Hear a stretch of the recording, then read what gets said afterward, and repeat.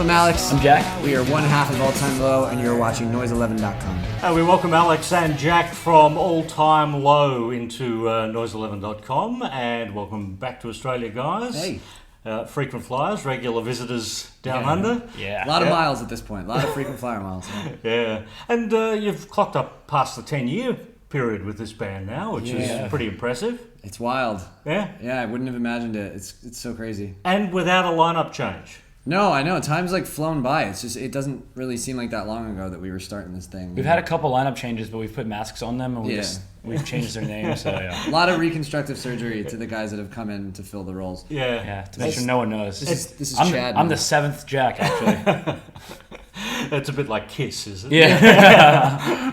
At least that's the goal. That's where you can head with this band. I noticed with the Soundwave gig, you didn't go back as far as the party scene. Does anything from that first record even exist live for this band anymore? No, we really don't play much from that album, only because, you know, with the internet, it's made it an interesting dynamic because we wrote those songs when we were like 14, and it's, you know, it's not really music that we think represents us anymore, and it's kind of, it has a place in a time, but as far as for the live show, you know, we've sort of jokingly put some of those really old songs in the set before, or you know, sort of done it as like diehard fan service and things like that, and really, it doesn't ever really do quite what we want it to do. You know, there's maybe 5 people that like the song, and then a lot of people just being like, I've never heard this before. Mm-hmm. So I think, you know, it's cool that there are people that go back that far and are still so invested in the music from back then, but at the same time, it's not really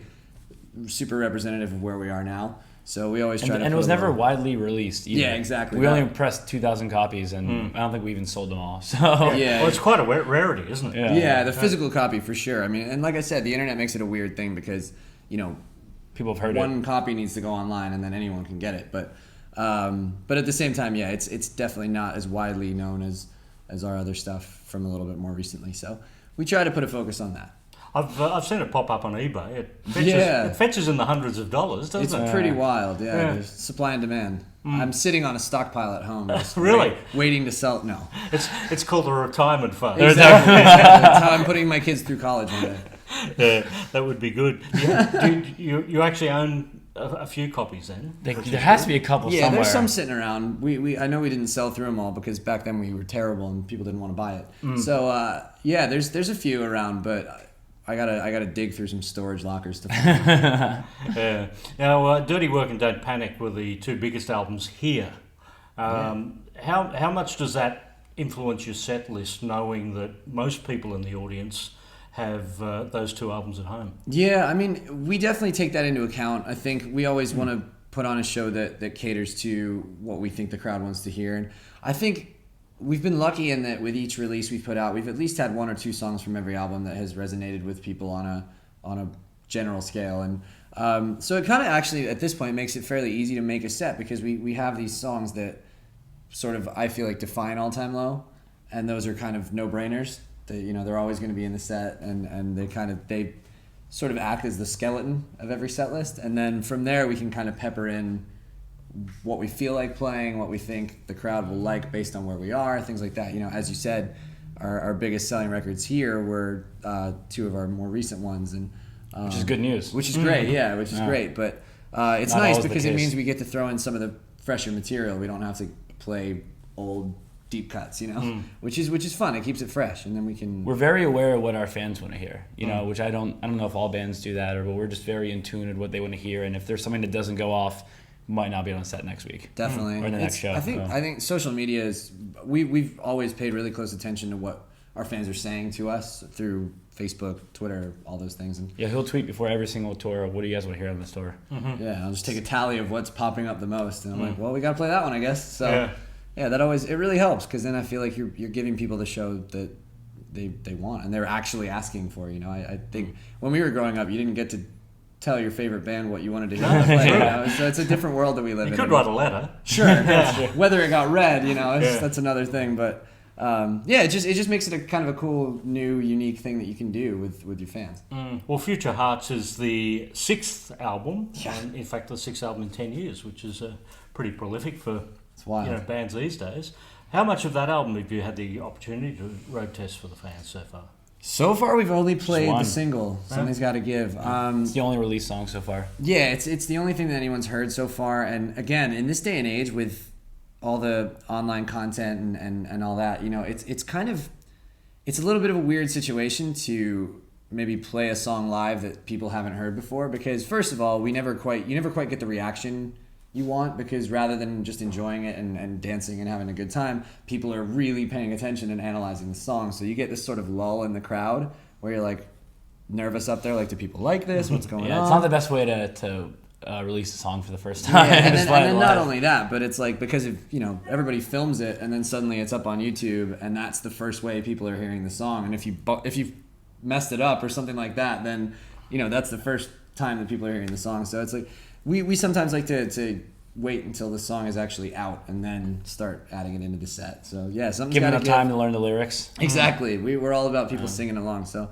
but Something's Got to Give's been going off really, really well. It's been really strong since we added it, and that's always extremely rewarding, because you spend a year making an album and you hope people are gonna like it. So that's the payoff. Yeah. There's a couple of special guests on this record. Yeah. Mark Hoppus and Joel Madden. Yeah. Both make appearances. How did that come about? Was that just picking up the phone and Yeah, I mean, calling in the honestly, The mate? Hoppus one, yeah. That's how- honestly, it really was. I mean, those guys have over the years become good friends of ours and mentors. yeah. Especially.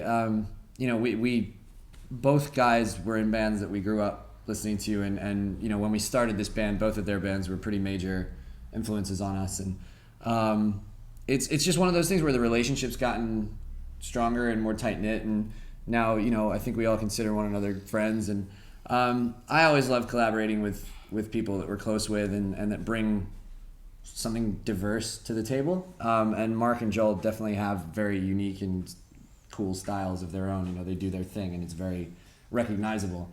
And so Joel and I wrote Bail Me Out together, which no one's heard yet, but we wrote that song together, and I laid down a vocal on the whole thing in the studio, and I was like, this needs Joel, like it's missing something, and it was kind of his voice and what he brings to the table just kind of rounded that song out, and it was like, oh, okay. The second he came in and sang it and I heard the new version, I was like, yeah. It's almost like a duet. Yeah, It's it's very cool totally a the duet. way it's done. It's fun, and it kind of it made the song make sense to me, which was really cool. And then Mark, again, such a unique voice, and the song is really neat for us because the song title Waves is sort of all about kind of the earning your place and feeling like you finally paid your dues, and to sort of feature one of our mentors and kind of the godfather of what we do.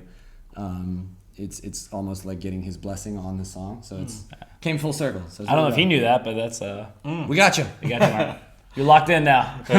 Well, Neighborhoods was the 6th album for Blink-182. There you go. Yeah. There you go. So you've caught up with those heroes. That's a cool as well. record, yeah. Yeah. Let's talk about John Feldman, who was the producer of this new record. Yeah. And he has quite a fascinating background, doesn't he? I mean, being an artist in his own right. Yeah. For a start with Goldfinger.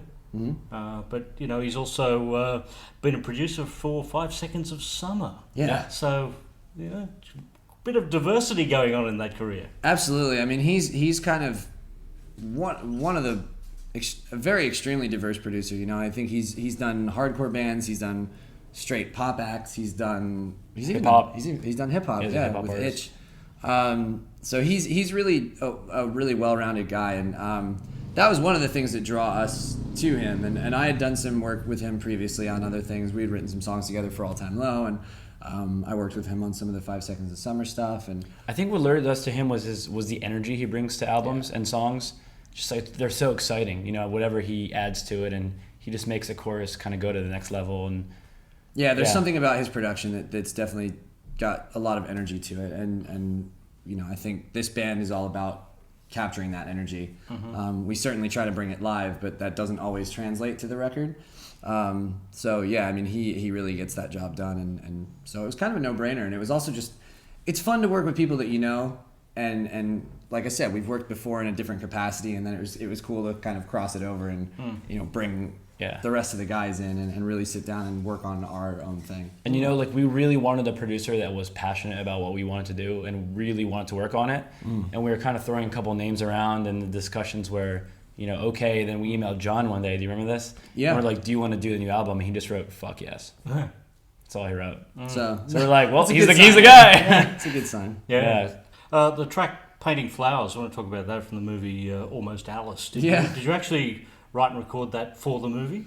Yeah, we worked on that song. It was actually taken from a writing tank that was in a batch of songs for that movie, and they sort of sent it to us as an idea, and I really liked the tone of the song and sort of the sentiment of some of the lyrics, and I was like, is it okay if we rework this a little bit to make it a little more All Time Low, while still fitting with what you guys are looking for? And it was cool because it gave me a jumping in point. So we took that and reworked some things and cut it in the way that, you know, we felt like All Time Low would perform it, because it was much different, you know. Right. And it came together. It was really cool, and you know, it's fun to do things like that because it breaks up, you know, working on your own albums and having to be completely 100% focused on what your next step is. It was just kind of like a little thing to do. And it's a on the cool side. opportunity, you know. Yeah, totally. That not all bands get to do. Yeah. Now, when you guys tend to go out and do cover versions, you tend to do some very interesting cover versions. And I mean, we're not going back to classic rock here, are we? We're talking Rihanna, Gaga, Britney Spears. Very true. Alex is a pop kid at heart. Yeah, he's always been a pop guessing, kid. Yeah, I do love me a little bit of pop. Plus, it just feels like it's a little easy to go rock sometimes. You know, I consider us a pop swaying rock band, but a rock band at heart. And so, you know, sometimes to cover another rock song feels a little obvious and easy. So I have a really good time taking these pop songs that are super melodic and kind of trying to add a little bit of All Time Low edge to it. So it's always been a good time, and it's just something different, you know. Didn't we have like a little breakdown in the Britney Spears one? Yeah, we had an actual breakdown. Yeah. It's pretty funny. Yeah. You've even done a Christmas song, Fool's We have. Holiday. Yes. Yeah, that was fun to write. Again, it's these little things that you can do writing wise creatively that kind of breaks up the record cycles and things like that. And it's just fun to do something different every now and then, you know. Yeah. And the live DVD, and might I congratulate you on the most creative title for a live DVD ever, straight to DVD. Yes. That's the name of the DVD. You know, it's actually pretty clever. funny about that is as soon as it came out, we didn't even realize this, but it abbreviated to STD. and we never thought about that. And like, you know, our fans, you know, we're very jokey on stage with the kind of humor we have as a band, and we didn't even realize it until we put out the name. Kids were like, can't wait for STD, and we're like, oh wow, that's interesting. Yeah, we wanted to act like it was all part of the plan, but it really wasn't. That's pretty much how this band works. We even if we're not trying, we accidentally do some kind of innuendo. Yeah, there's people think there's a plan, but there's really very little plan. It's just kind of things happen, and suddenly it's like, oh, that seems intentional. Let's roll with it. Yeah. So yeah. So what's next after leaving here? More pop collaborations, more covers. All of the above, I'm sure. Yeah. We have a show tonight in Melbourne, so that'll be fun. On to Sydney, and then from there we're going to Europe for more touring. US tour later this year, right around the time the record comes out. And hopefully we'll be able to come back here. Yeah, we'll definitely be back here sometime this year. I would like to think so. Yeah, just non-stop touring from here on out. It's you know, gearing up to put that record out is always means a busy year. Yeah. Well, the new album is Future Hearts, the sixth album from All Time Low, and we thank Jack and Alex for joining us here at noise11.com.